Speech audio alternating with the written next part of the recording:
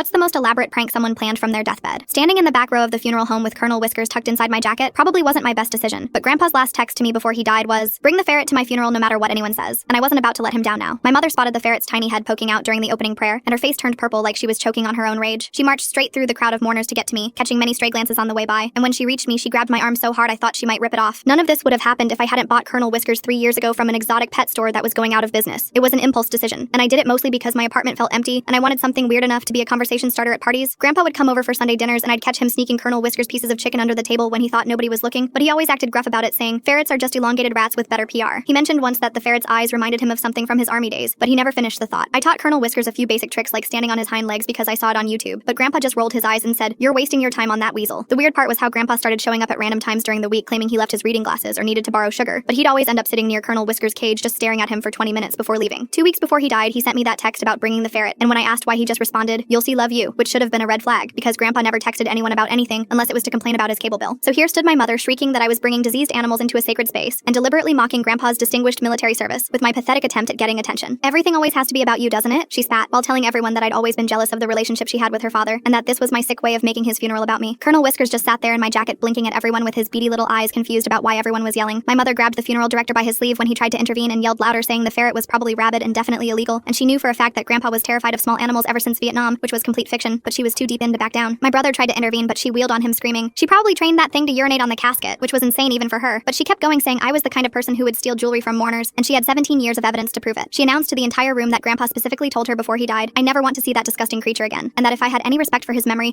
I would leave immediately before she called both the police and animal control. The room erupted into chaos with relatives shouting over each other about whether ferrets belonged at funerals, while my mother kept yelling that I was an emotional vampire who fed on family misery, and that's why I brought a rodent to their father's funeral. I kept trying to explain that ferrets aren't rodents, but nobody could hear me over all the screaming. The funeral director cleared his throat and announced it was time for Grandpa's requested video message, which nobody knew about, and the screen behind the casket flickered to life, showing Grandpa in full military dress uniform. He stared directly into the camera and said, "If my daughter is making a scene about Colonel Whiskers right now, then everything is going according to plan." And my mother's face went white. Grandpa continued, "What none of you know is that I've been secretly training that ferret for 2 years in advanced military drill procedures because I needed a mission, and this seemed funny as hell." While my jaw dropped open, he barked, "Colonel Whiskers, attention!" and the ferret shot out of my jacket standing in perfect military posture while everyone gasped. Grandpa rattled off commands, and Colonel Whiskers executed a full military funeral drill, including a rifle salute pantomime, while Grandpa explained he'd been sneaking into my apartment 3 times a week using a copied key. My mother stood there paralyzed as Grandpa's video revealed he'd submitted Colonel Whiskers' performance as his official military honors request, with 3 veterans as witnesses, making it legally binding according to the funeral director. Grandpa looked straight at the camera and said, "I spent 6 months training this ferret to outperform my daughter at following basic instructions, and honestly it wasn't that hard." While Colonel Whiskers performed a perfect memorial tail flag folding demonstration using a tiny handkerchief, the video ended with Grandpa saying, "Colonel Whiskers is officially promoted to honorary grandson, which makes him outrank all of you, so deal with it." The ferret saluted the casket, holding the position for exactly 21 seconds, while my mother sank into a pew looking completely defeated.